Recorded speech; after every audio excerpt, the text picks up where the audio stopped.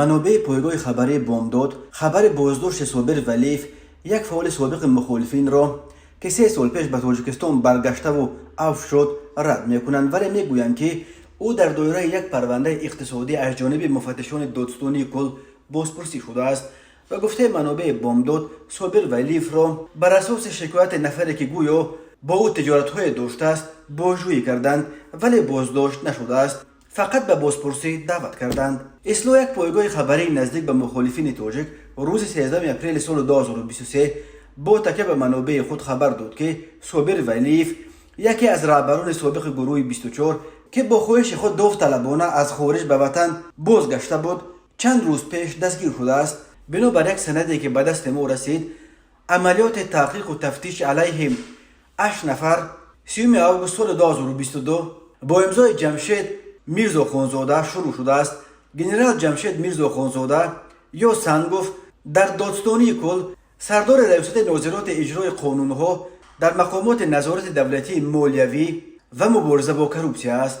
دادستانی کل تاجیکستان این خبر را تا کنون شرح نداده است. پیامگیر خود صابر ولیف در شبکه فیسبوک هرچند روشن است، ولی او تا کنون با پرسش‌های خبرنگاران از جمله با بامداد در مورد حقیقت و دروغ خبر بازداشتش یگان پاسخ یا شرح نداده است.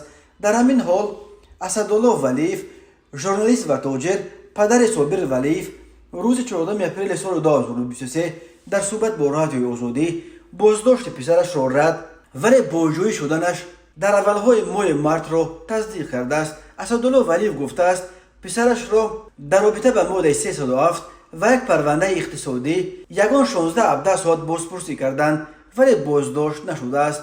از جمله در دایره ماده 307 پرسیدند، سپس وابسته به چندین مسئله اقتصادی سوال داده رها کردند. حالا در آزادی است. پدرش درباره محتوای بازپرسی‌های صابر ولیف و مشخصا به چه گمانبر شدنش تفصیلاتی نداده است و تنها گفته است که از زمان بازگشت به تاجیکستان به تجارت مشغول است و آزادانه به خارج رفته و دارد.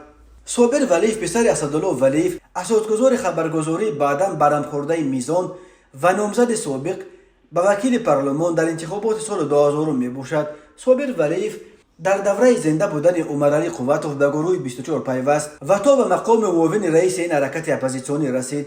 سال 2015 با درخواست مقامات تاجیکستان در مالدو دستگیر شد و قریب 2 ماه را در حبس به سر برد. سال 2016 در پی یک اختلاف داخلی از مقام رهبری در گروه 24 کنار زده شد و به یک حرکت اپوزیسیونی تحت رهبری داداجان عطاولایف پیوست، ولی بعدا از حالتهای اپوزیسیونی دلسرد شده از این همه کنار رفت و سال 2020 به تاجیکستان برگشت و در چارچوب عفوی که حکومت به مخالفینش پیشنهاد کرده بود عفو شد.